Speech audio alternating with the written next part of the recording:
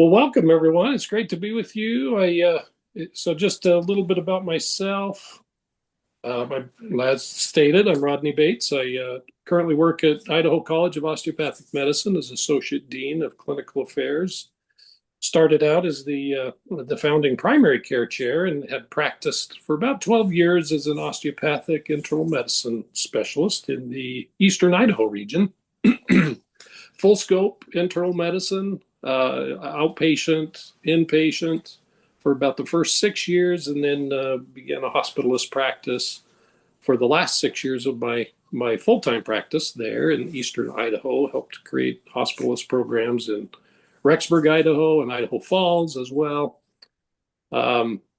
And then the inception of ICOM came to Idaho, and I was asked to be founding primary care chair and took that to serve students and carry on my career from there. So great to be with you. So what are the main objectives of this session? And let me turn this into play mode here. So main thing is obviously we're going to review some internal medicine COMAT, and this is your shelf exam. But first, I wanted to kind of go around, and I apologize for joining late, the makeup of the room tonight, of this Zoom. How many of you, and I apologize, I can't see while I'm sharing my screen, I can't see the chat, but how many of you are first years, second years, or third years? If you want to just chat, throw in the chat, how many, or if we have any fourth years, I highly doubt it, but do we have any third years on the call tonight? Looks like we have at least 3 or 4. Ooh, 5. A lot of third years. Okay. And how many of you have had a chance already take a COMAT or a shelf exam?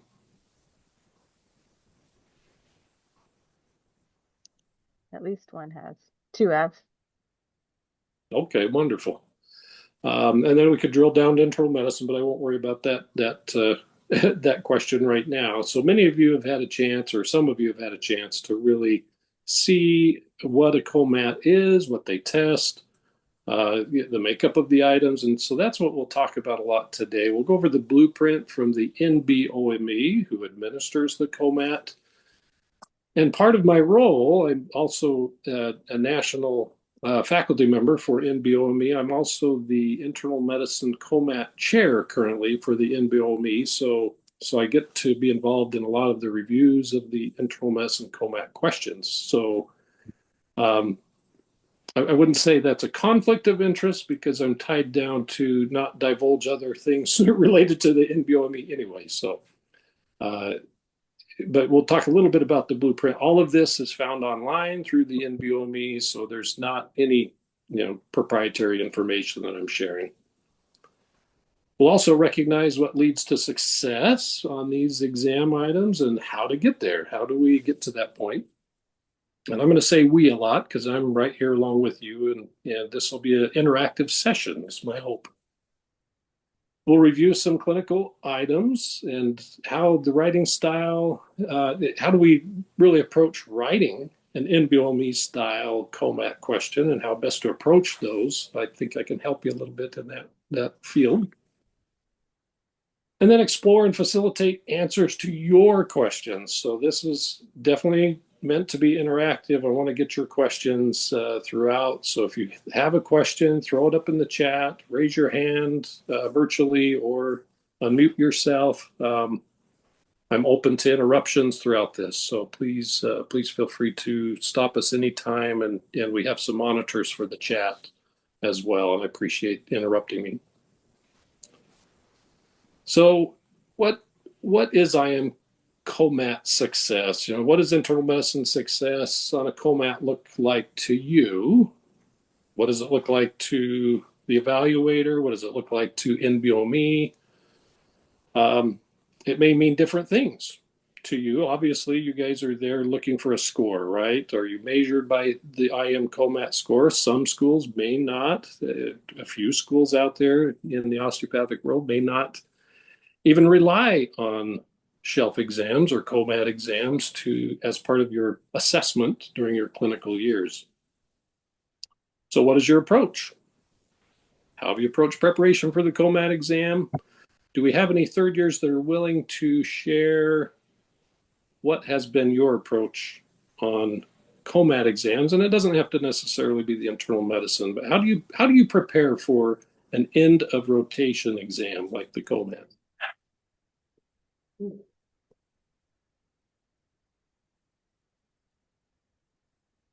And don't be shy. Questions, lots of questions. So more board style question reviews, is that correct? Yeah, UWorld, TrueLearn, um, online med sometimes. Very good. And I would say if I were to query my own medical students at ICOM or any across the nation, I think we'd hear the same answer. I think that's a very common approach. Any others that have a different approach?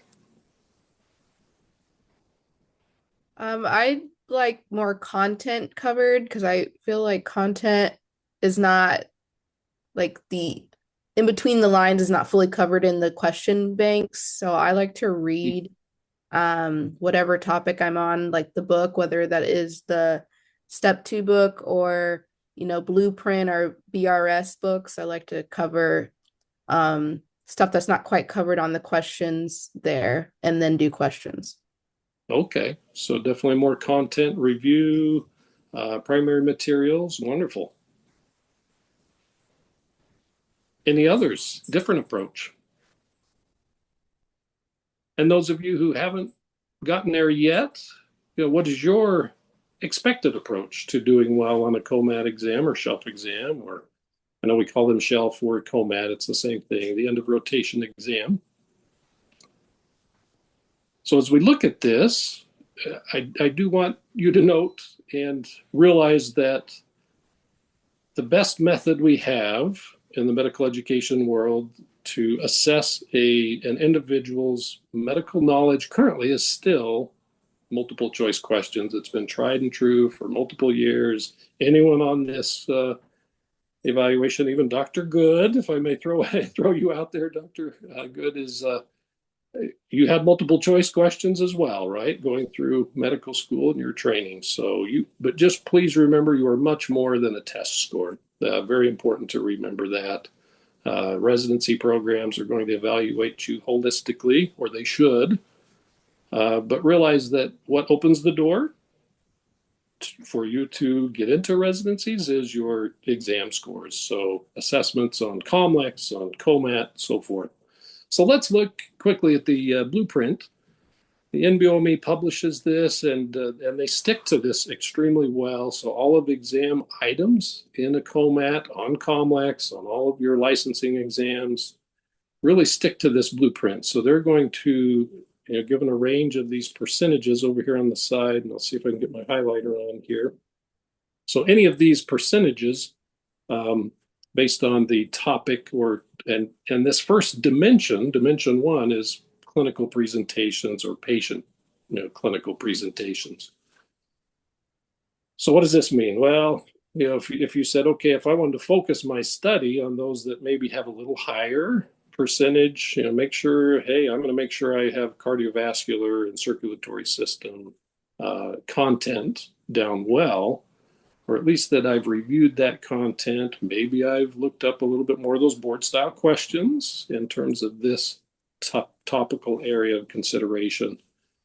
And maybe dermatology or integumentary system, I may save that a little bit later and just review that to make sure that I'm recalling my information correctly. So, and then dimension 2 is more, what is task specific question alignment? So this might be a diagnostic question, or it might be a treatment question. Typically, a lot of the COMATs may not be heavy into treatments, but more management is treatment. So under management would be your treatments. These are pretty equivalent other than health promotion, disease prevention, healthcare delivery. Those would also include ethical type questions, social determinants of health, questions related to that. But most of these are going to be critical thinking type questions that follow these blueprints extremely well. So what about the functionality of COMATs? And just a quick review, there's no calculator or need for a calculator on these exam items. There's no video or audio questions on the COMAT. In contrast to COMLEX, you might have some, say, for instance, physical exam for listening to heart sounds. You might be able to place a virtual stethoscope over certain areas of the chest that then really reveals heart sounds as part of that test item. That functionality is not utilized in COMATs, so you don't have to worry about that. And also, when laboratory values are included, the reference ranges are always provided within the body of the question. And that's been a recent change. Probably several years ago, there used to be a reference table that you'd have to flip back and forth from during these exams. And thank goodness they got rid of that, and just your reference ranges or normal values are within the question itself, for those of you who haven't seen that style yet. So part of the COMAT clinical subjects, internal medicine being one of those 8, 120 questions, 2.5 hours. So if you break that down, it's about 75 seconds per question, a minute and a quarter per question. So fairly doable, and you'll see some of the samples that we go through here together. What leads to success on a COMLEX? If you're taking COMAT into consideration for, okay, if I study and do really well on COMAT, what's my likelihood, or what's the correlation between doing well on a COMAT and having success on COMLEX level 2, which is a scored evaluation. You do get a score that then goes to your MSPE or your dean's letter. And residencies then can rank you if they're, along with their holistic review, getting your foot in the door for interviews. So if we look at the different subject items, which one here, if you look at the correlation coefficient, which anything above 0.5 as a correlation coefficient is considered statistically relevant or valid, and can be used to determine validity. And so the one that has the highest, guess what? It's our field, internal medicine. So, and this is recent data as of 2025. So just this year, this was published by the NBOME early on in 2025. And they looked at all of these, multiple sample size administrations, and internal medicine seems to be the one that correlates the best with level 2 success. So what does this mean? Well, you can utilize your COMAT score and say, if I'm doing really well on my COMAT, I'm on the right pathway or trajectory to do extremely well on the level 2 licensing exam, which can build reassurance. And if you're not quite reaching those levels, then you can reevaluate and say, okay, now I've got to really dive in, maybe review those board style questions to make sure I'm continuing to improve. So what do we study, and how should we study when we're preparing for, specifically we'll say COMAT, but again, it's preparing for all of your licensing exams. So the first one mentioned more study type questions or board style questions, but you can also do the old tried and true reading. Maybe it's a primary text. You talked about other resources that you utilize. There's multiple resources. I think you should try to pick one and stick with it. What these resources do when you're reading primary text, when you're learning on rotations, you're seeing new diagnosis for the first time, go back and read about them that evening. You can't really substitute much else than reading primary literature. It could be primary literature, but the textbooks that help to summarize that primary literature into best evidence.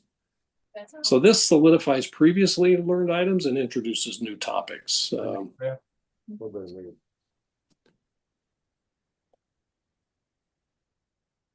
You can prepare a review calendar and stick to it. So if you're saying, hey, I want to read certain things, or the next one, utilizing board style questions to measure my current knowledge. Board style questions in and of themselves, not a great way to study. I think those that state, and don't take this the wrong way if you're in that field of saying, hey, all I have to do is do board style questions. I've rocked the COMATs. I've done really well. If you're in that state, you've probably done some preparatory work to learn the material. So board style questions, not a great way to learn material for the first time, but what it's doing is it's helping you to solidify and measure your current knowledge base. So if you already have a good knowledge base, if you've worked hard your first 2 years of med school, which all of you have, maybe some of you have retained a little bit more of that information, that's fine. Board style questions helps to just bring it back to the forefront. And if you get those items incorrect during your board style review question reviews, then read the review of why that question may have been wrong in your mind. Why did I think a certain way, and now it's not what I was thinking initially. Make sure you're understanding. So seek understanding as you go through those questions. Don't just fly through them to get the most and say, oh, if I get 1,000 questions in, the data shows that. Yeah, it's only if you're really engaged in those questions. So not a great way to primarily study, but is definitely proven to really help solidify current knowledge and understanding. And so that's what it's measuring. I like the idea of seeking an accountability partner. This could be a friend, a peer, student, or even a spouse or partner that you can check in with frequently, hold you accountable for your calendar. Maybe you can share your calendar with them and say, hey, can you just make sure you check in with me and make sure I'm sticking to it. Remember, these COMATs, doing well on COMATs leads to success on the COMLEX level 2. I can't accentuate that enough. We see this across the board in the medical education field. So let's start to review what a COMAT exam item is made up of. So what are those key components? You've heard of stems or vignettes. We'll go through these. Those are just the opening lines, includes age, gender, chief complaint, duration. Why are these things important? Labs, test results, physical exam findings, pictures. There could be radiographs or any other laboratory or result-driven information that helps you answer the question. So why is this all important? Well, this is how we write the items. So they're always follow this pretty standard flow of information that I'm sure you've seen on many of your board review questions. So yeah, we'll get into that a little bit later. But what is the lead in? This is the question that leads into reviewing the answers. So we'll talk about why that's important to remember. And then keys. So this would be the answer choices. So your key answer choice, typically one key, obviously, and 4 distractors. It is a single best answer. And that best word is very important because typically you may come down, and many of you have probably seen this during your review of questions or when you're taking an exam, you get down to 2 questions where you're saying, it could be either one in my mind. Pick that best answer. That's typically correct for the test writer as well. And then we utilize second or third order, so it's not just rote memory. We're not testing your rote memory of buzzwords that's used in the stem or the vignette of the question. So you have to think maybe it's a diagnostic question, and you have to know what the diagnosis is to get to. Or I'm sorry, it could be a treatment question. You have to know what the diagnosis is before you select whatever the appropriate treatment is. So that's a second order or even a third order item. So let's talk about some strategies to start approaching these items. And these are from, there's multiple resources that suggest, and maybe learning specialists out there that will suggest other things, but I've only picked a few that seem to be utilized the most and work well for most individuals. Something I never did, but wish I would have when I was a learner. I'm constantly a learner, but when I was a student learner, reading those answer options or the lead-in question first. And when I'm thinking back on, I wish I could have done this, I probably would have started by just jumping to that lead-in question. What's this question asking right away? And if it's a fairly simple, very quick question, lead-in question, I might read the answers really quickly as well. So these two can be combined, and we'll practice that a little bit today. You can also use the underline function, which is available on COMATs. Not so if your school uses iPads. So if you're in the Apple environment, that is not a capability yet for the COMAT administration. But yeah, underlining those important items in the STEM that may impact those answer choices. Maybe you've already read those choices, and so you can go up and look for those words that mean something to either ruling in or ruling out certain certain key choices or distractors. And then you want to narrow those options of the answers based on most likely, most correct, unlikely, those that would be narrowed down based on I'm not going to choose this item, or I can rule that one out right away. That's very helpful. And many of you have probably utilized these techniques just in different ways. So let's go through some practice items just to really share our knowledge and understanding and practice through this. So this is where I need some participation. So if any of you can unmute, I mean, I'm happy to read, but I would love participation at this point where maybe one of you that is a third year, and we're not looking for understanding of medical knowledge. I just want to help you go through the approach of how to answer a question. I'll turn on my marker here. So does somebody want to begin with, okay, what would you do? What's the first thing you want to look at in this question? What the question actually is. Yeah, what do you mean by that? So for me, I go to the last sentence and see, all right, most likely diagnosis. That way, whenever I'm reading through the entire question, I understand, all right, we're making a diagnosis, not a treatment, not a contraindication, diagnosis. Perfect. Yep. And that's why we call it a lead-in, because it's not really a question. It's definitely leading into the answers. And would you want to read the answers in this case, or would you just say, I'm good with just knowing, hey, this is a diagnostic question? I know some people like to read the answers. I personally don't. Yeah, I think for these, when I see, maybe there's scientific terms there, I would probably just say, okay, I'm looking for a diagnosis. I'm going to start reading the STEM. Because you don't want to spend too much time with these techniques, right? You've only got the 75 seconds on these COMAT items. So yeah, most likely diagnosis is. Then I'm going to jump up here to, okay, age, focusing. And in my mind as a practitioner, and we do this all the time in clinical decision making, we're thinking, okay, age, length of time, right? This patient has presented to the office, the setting. That's very important. If we're saying emergency department, okay, something a little bit more urgent, potentially, not always. But test writers are savvy on what they want you to think of in terms of location as well. Where is this patient presenting?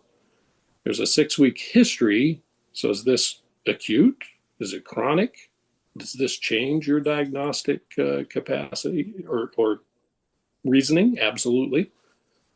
Diarrhea, is it bloody? Yep, we got some hematochezia, so it's bloody diarrhea, abdominal pain, fever, progressive fatigue. Okay, that gives me a good idea. Past medical history is unremarkable, denies food intolerances. So what else do you need to know? What would be important now? You've got the little bit of the vignette. Where does your eyes immediately go?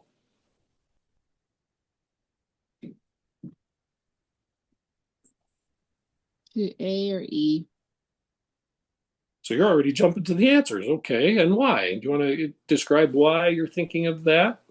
Obviously, we're looking at vital signs. Okay, is that a temperature? Yep, we got a temperature, maybe fairly stable with the temperature. Oh, what about exam? Well, let's not skip over exam, abdominal exam. Okay, we got diffuse tenderness, no peritoneal signs. Is that important? Could be, depending on the answers. Oh, and they did a colonoscopy. So this patient's already had a test. There's ulcerative lesions. Oh, does that mean something? That could be a buzzword. in the colonic mucosa. Biopsy of these lesions reveals, oh, here's much more information that we may want to utilize to downgrade or upgrade some of these answers. So then why did you say A or E?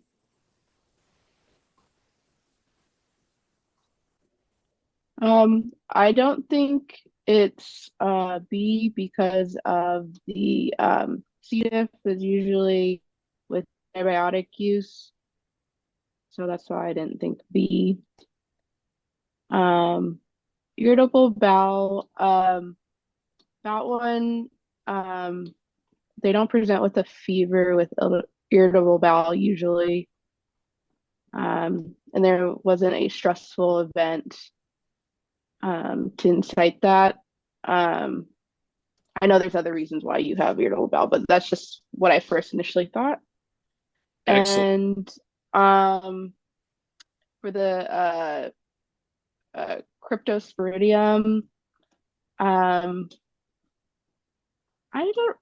I honestly misread that, so I'm gonna leave it in the answer choice options, but Mm-hmm. yeah, that just didn't come to mind of what this was describing.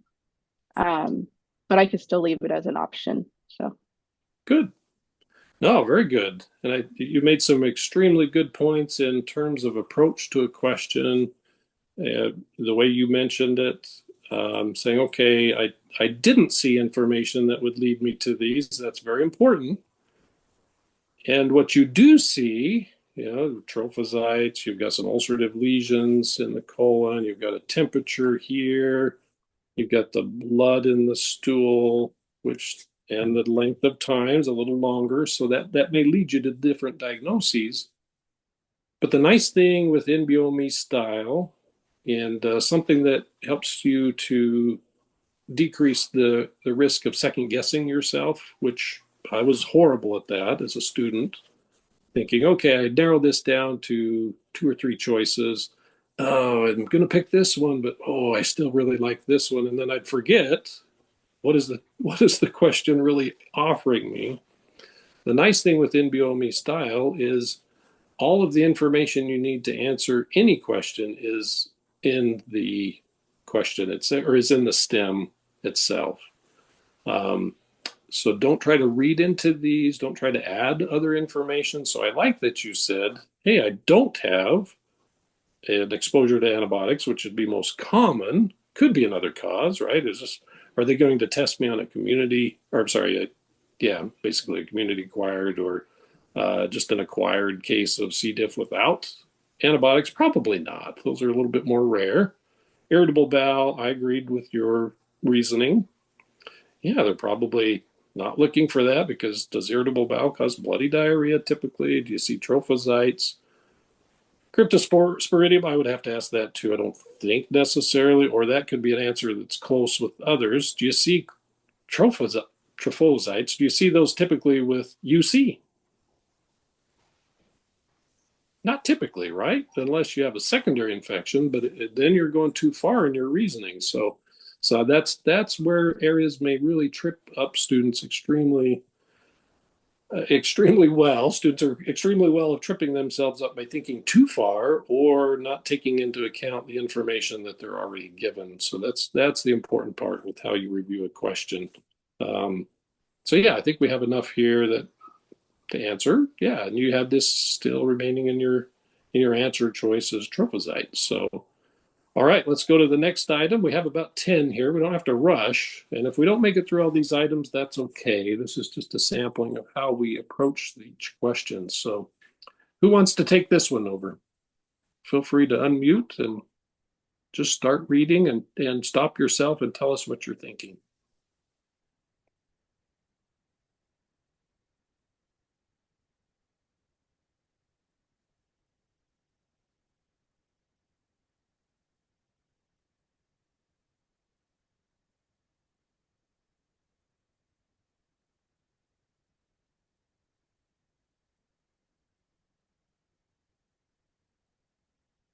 Maybe I should just ask, what would you start with first in this case?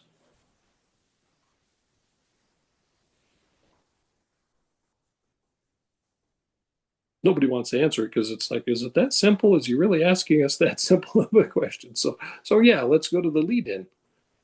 The lead-in, it is a question in this case. What is the most appropriate test?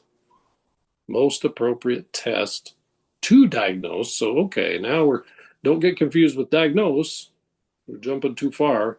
They're really wanting to know a specific test to diagnose. And this is important to really get this in your mind as well. A test to diagnose. It's not a test to what? Stratify. It's not a test to risk stratify. It's not a test to screen. And this is where I used to get tripped up. You think about, oh, what's the most common test for this diagnosis? Well, it depends. What is the test looking for? Is it to diagnose? Is it to screen? Is it to yada, yada, yada?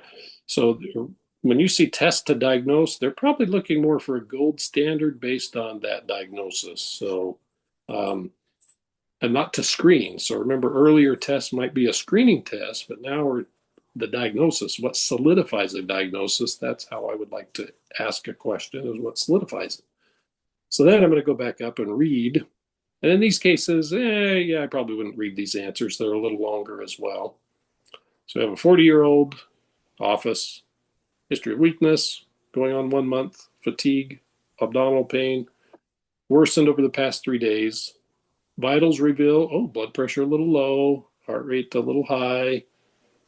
Physical exam, okay, now we're getting some probably more buzzwords or findings that will help me. Dark pigmentation in the creases of the fingers, several areas of vitiligo noted on the extremities and trunk.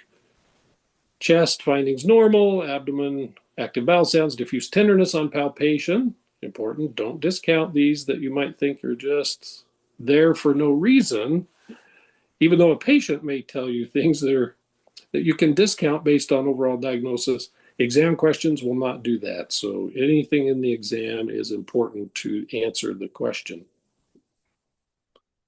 No rebound or indirect tenderness. Again, what is the most appropriate test to diagnose? So first off, second order question, it's not asking for the diagnosis, but what is your suspected diagnosis based on what you've read so far?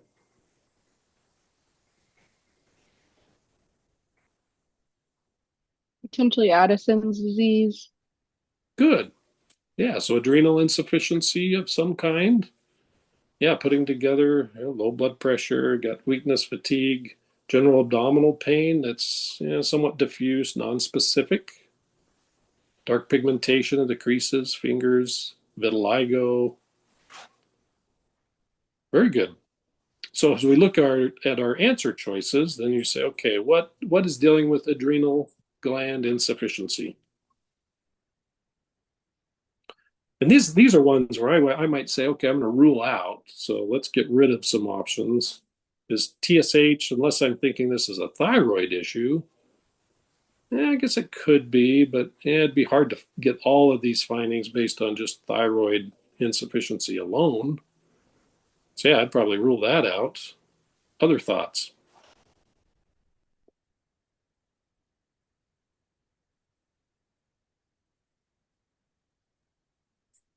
What do you guys think Well, about? Oh, sorry, go ahead. Sorry if I'm over participating, but I wait long enough if no one says anything. But Uncomfortable with silence. That's okay.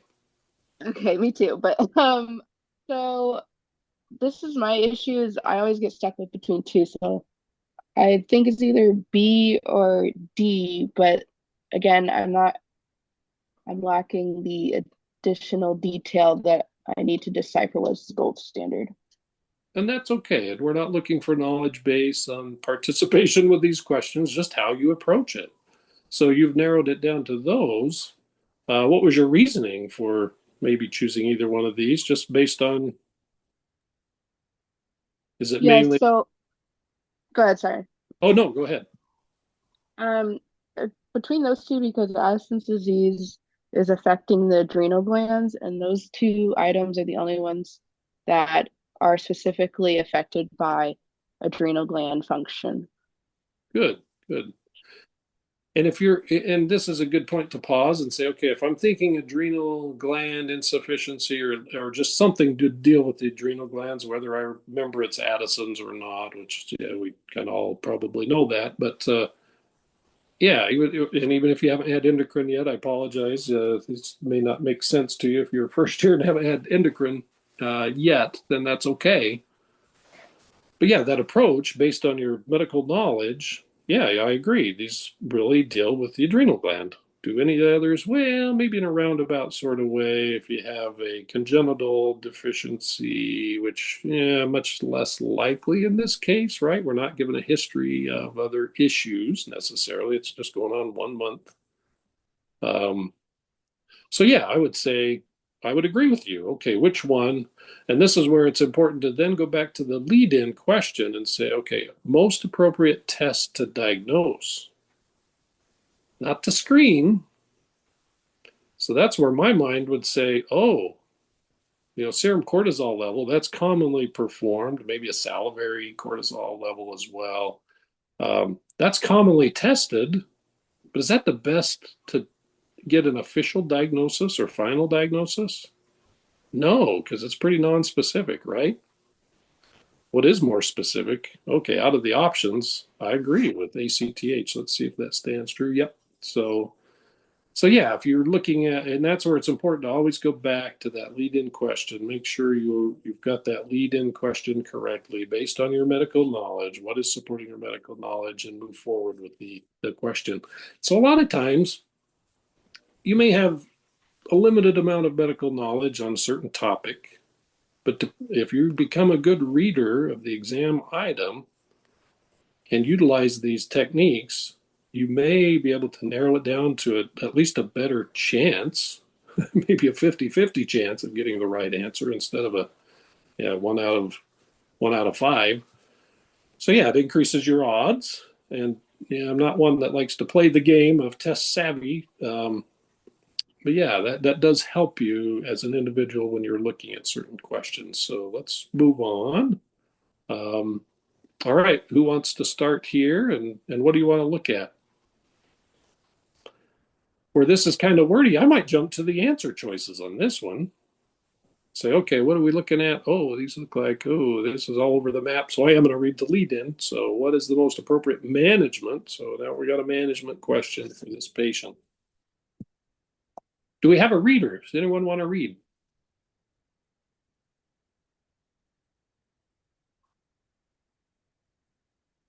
I'll do it Thank you. reluctantly. So 46-year-old man. So first, just start at the question, what is the most appropriate management for the patient? Yeah, so 46-year-old man brought to the ED by EMS after he collapsed during the game of soccer with his son. Resuscitation was started by witness. Patient found unresponsive and pulseless when EMS arrived. External defibrillator was applied. Patient was shocked. Found to have sinus rhythm, regained consciousness. On arrival to the hospital, his workup showed no evidence of any MI. Past medical history is unremarkable. He remains in sinus rhythm for the duration of his hospital stay and has no complications. The result of a stress test performed 24 hours after admission are normal. Perfect. And let's go through on this one. And Mark, what would you like to highlight from the stem of this question that seems to stand out? What seems most important to you? Well, age is big. We know that he was shocked as well, which means he had a shockable rhythm. Whoop, didn't mean to go that far off. Yep. He required resuscitation, right? Yeah, he was shocked. Yeah. And then he has no evidence of any defect on, I'm assuming by workup they mean EKG and stress test.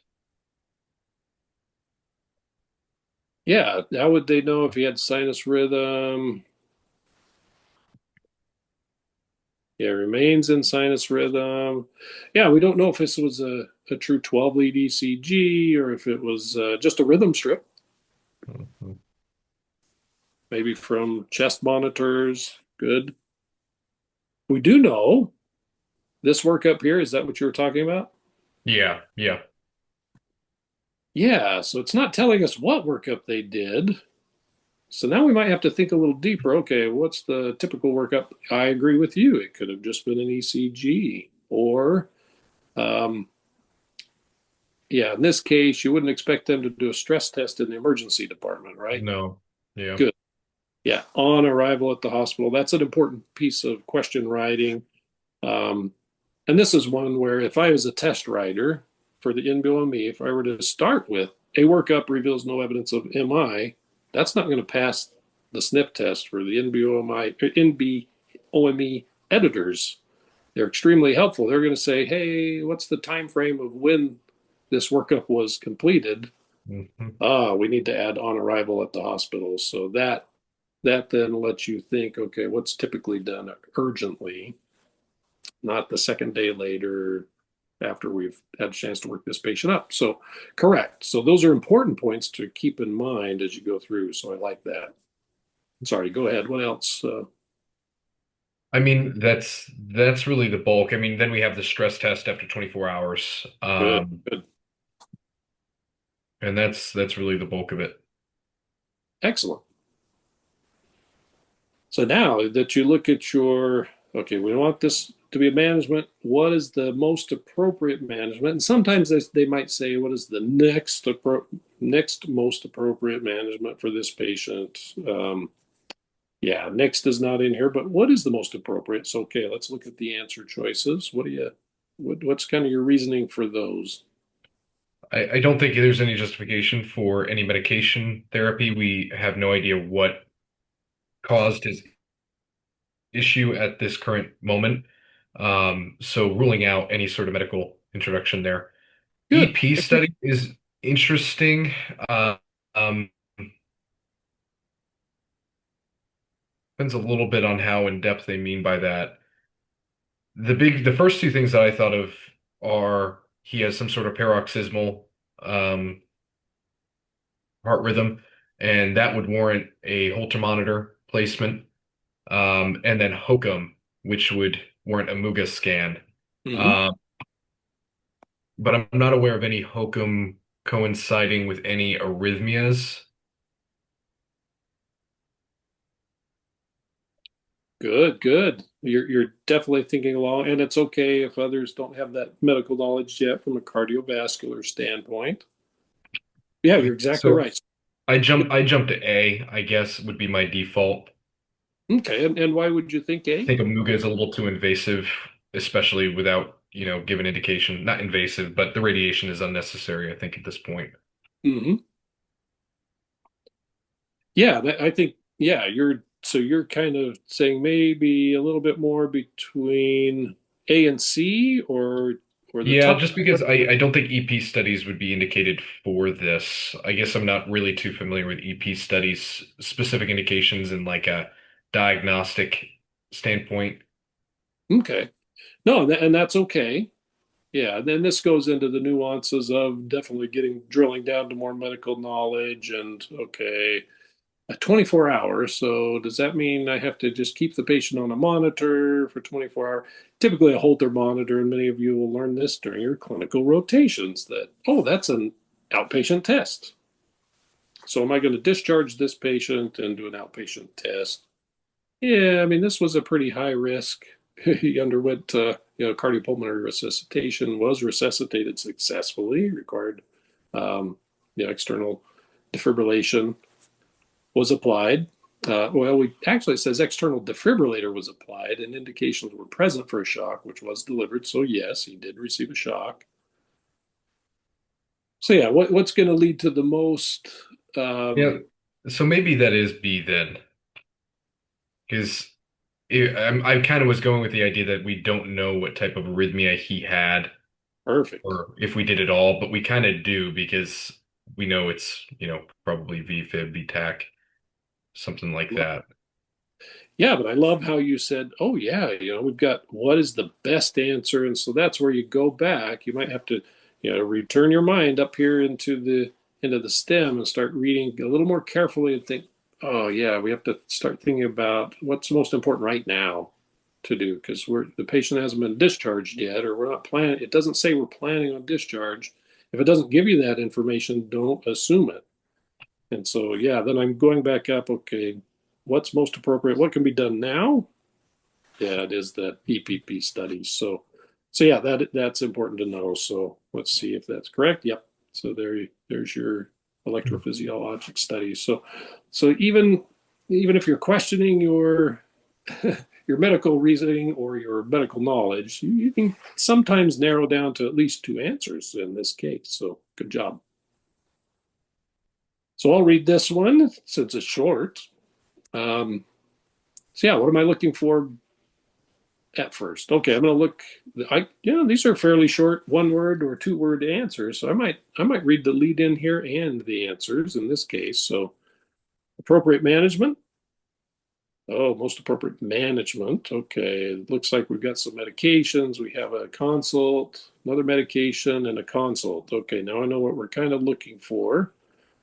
So this is an 85-year-old woman presents to the office with 1 week, an underlying age as well. Severe intermittent pain, right side of her face. She compares this to an electric shock. Oh, okay, that's kind of a little buzzword. No pun intended. She says that the pain occurs several times a day, lasts 1 to 2 minutes. So brief episodes. It sounds like this is more episodic. Often precipitated by brushing her teeth. Oh, we have a precipitating factor here. So what's the diagnosis? What do you guys think? Those of you who may have had exposure. Neuralgia. Good. Yeah, pretty classic description of trigeminal neuralgia, right? So what do you know about treatment? Maybe you know nothing about the management of trigeminal neuralgia. Is it life-threatening? Not that I'm aware of. But Yeah, possibly. we know there's a higher risk of suicide from these, right? So that's why it's tempting to have this answer in there, but in most cases, that might not be the most appropriate initial management. So this is where I might have to start thinking about they might be asking more initial management or what's more common. It doesn't give us that. So we might have to infer a little bit here. So even though, okay, I know that risk of death with trigeminal neuralgia is usually from suicidal ideations, I might be tempted to choose psychiatric consultation, but in this case, I don't think so. That might be something more down the road. What about acetaminophen? Do we treat this with Tylenol? Maybe at first. Maybe. Yeah, maybe the patient's already tried that. But again, we're inferring things that's not given to us. So I don't know. Yeah, we could put a question mark on that. How about carbamazepine? I like that one. Some of you like that one? All right, we'll star that one. What about neurosurgical consultation? Are we going to jump to surgery? Nope. What do you guys think? When is surgery indicated typically on these once you've kind of got a diagnosis? It could be indicated. Refractory to treatment. Right. Yeah. So always remember that. It can be also very tempting to answer, oh, we want to do surgery. Maybe if you're a budding surgeon, that's what you want to go with. But remember, we're in an IM COMAT. No, don't think that too much along the line. So, yeah, I doubt we're going to get to surgery quickly. What about phenobarb? I don't know. That's more of a barbiturate, right? So,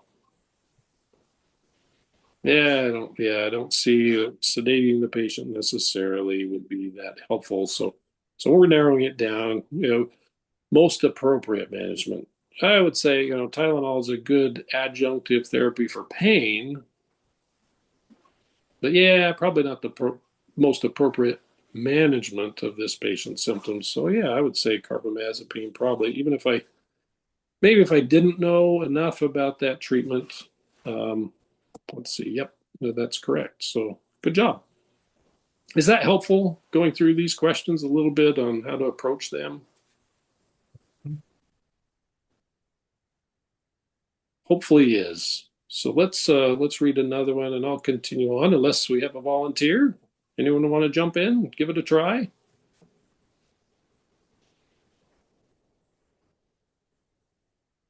I can make an attempt. Excellent. All right, so this is a first order question because it's asking what the most likely diagnosis is. And then from the beginning, a 67-year-old man presents to office for annual checkup. He says that 2 months ago, he developed a pruritic red lesion on the skin of his right ear, which bleeds easily. He works outside most days, and the lesion is scaly, soft, non-tender, and cool. Excellent. And this might be our last item. So real quickly, what things stand out to you here? The working outside because he has a lot of sun exposure. Mm-hmm. The bleeding easily. And I guess like pruritic red lesion. Good. Scaly, soft. They're kind of giving you some descriptions here as well. Oh, I wonder why they added cool. That's not something you'd normally, other than what does that rule out right away if you're thinking, why did they put cool in there? Sunburns. Yeah, it could be sunburn or what It else? indicate it's not infectious. Good, good. Yeah, so most common things will be tested most commonly for these types of exams. So that's going to rule out infectious etiologies right away. If I'm seeing that, I'm thinking test savviness. I'm thinking, okay, they're not going to ask it about an infection. Do we see any infection in the options? Oh, shoot. No, not really. So there goes that theory. However, it's good to think that way. So, what do you guys think?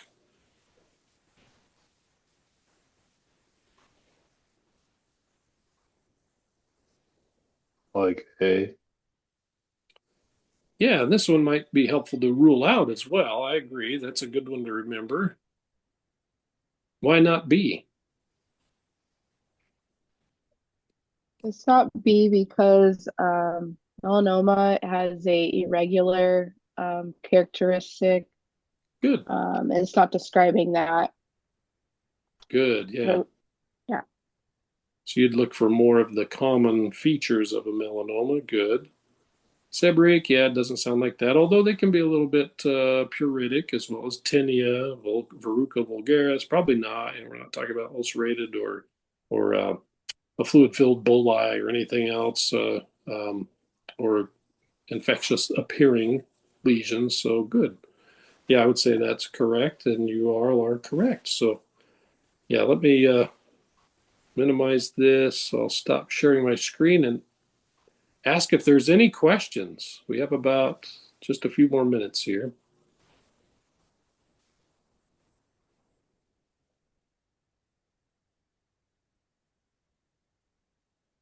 I have a question. Is there any additional recommendations you can provide on, these 50/50s, like especially that heart one? That's what would have killed my time, is just like going back and forth with that, when you have really no clear direction. So do you have any more tips or information you could provide on that? Yeah, and one nice thing with, taking these electronic exams, such as the COMAT or the COMLEX, you have a chance to mark that item and move on. If you're saying, I want to come back to this item when I've had a chance, there's a risk with that, right? Because then you may have to read the whole stem again once you get back to the question, and then you've wasted more time. But yeah, if you're saying, boy, I just can't make a choice on this, or you say, boy, it doesn't matter how much time I spend on this, it's going to be one or the other. Just make your best guess on that. Yeah, it's a great question. But sometimes going back when you don't have the rest of the exam to have to read through, maybe this is one of 4 items that you left at the end to go back and look at. That can take that pressure off your mind, and you just have that little better thinking, potentially, unless you're completely fatigued out from taking the exam. just to go back and look at that item again, and maybe it triggers, hey, I think I remember something now that I'm going to choose the most correct answer. But yeah, sometimes you get down, even I do that, I get down to 50-50 and I just have to choose. Good question. Anybody else have any other approaches to those types of questions?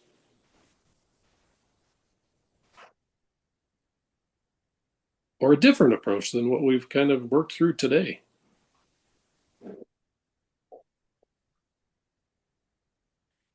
So, Dr. Bates, what's your advice on whenever we're provided an image or EKG? The first thing that comes to mind is an EKG study that we're supposed to analyze in addition to the question.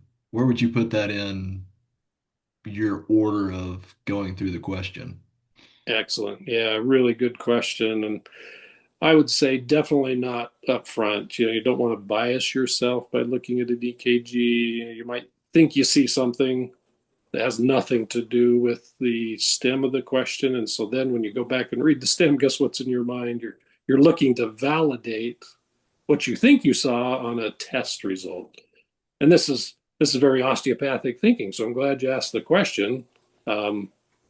Are we treating patients or are we treating the results or the tests, right? So yeah, remember this is an osteopathic administered exam. They're going to be looking for you to really take in the holistic portion of that question, which I appreciate the test writers also considering that. So it's a really good question. So you don't want to bias yourself by looking at images, maybe ECG, where you think you might see something, but it has nothing to do with the question, but then it's stuck in your mind. And that's happened to me before, and that's why I say that. So yeah, great question. Does that make sense? Perfect. All right. Any other questions? Well, I just want to first of all say thank you to all of you for joining us this evening. And I really want to thank Dr. Bates for sharing some really great tools and techniques and strategies to work your way through this. I think that the way that you walk through the individual questions really provided a visual in terms of how to best approach these questions to try to advance your success. So I just want to say thank you to everyone. We'll make this available in the coming days so you can go back and hit any of the highlights that you want to hit. And I hope everyone has a great evening. We'll have additional lectures coming up in the coming months. And I hope everyone has a great evening. Thank you again, everyone. Thank you all. You can find these sample questions on NBOME's website. I just took it from there, so they have them there. Thank you all. Thank you, Dr. Thanks Bates. again.